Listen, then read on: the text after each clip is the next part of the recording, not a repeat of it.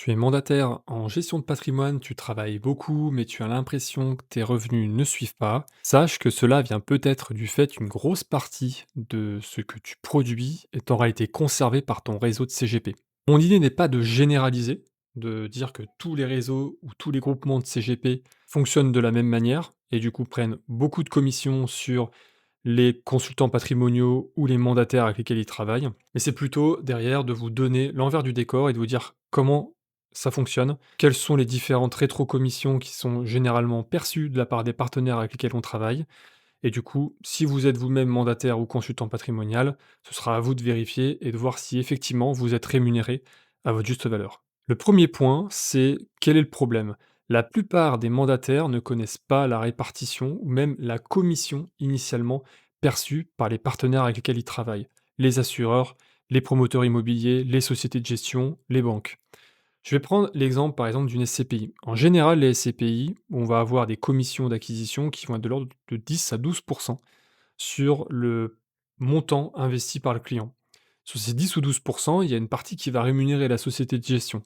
Alors c'est variable, mais en général, ça va être de l'ordre de à peu près 3 à 5.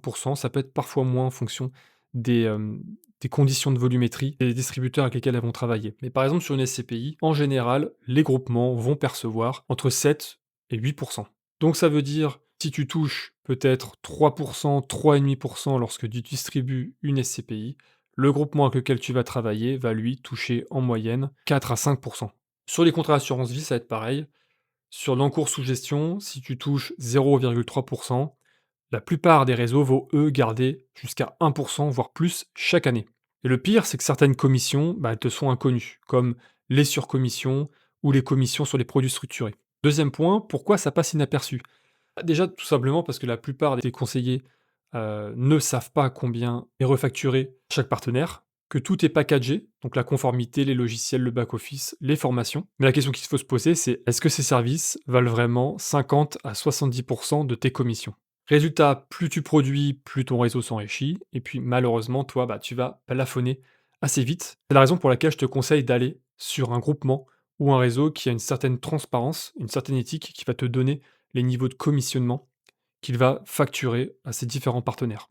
Forcément, si le groupement il est transparent sur le niveau de commission, il va te facturer un niveau qui va être juste et équitable. Nous, chez Invested, on va généralement reverser entre une fois et demie à 2 fois plus que ce que pourrait verser un groupement. Donc ça veut dire quoi? Ça veut dire qu'une SCPI, au lieu de toucher 3, eh bien ça te permet de toucher 5 voire 6.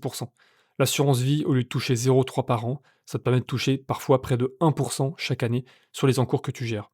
Et au fil des années, ça va représenter des centaines de milliers d'euros en plus dans ta poche. Déjà que tu n'es pas salarié et que tu prends un risque important par rapport à ton activité, tu n'as pas de fixe, tu n'as pas de sécurité.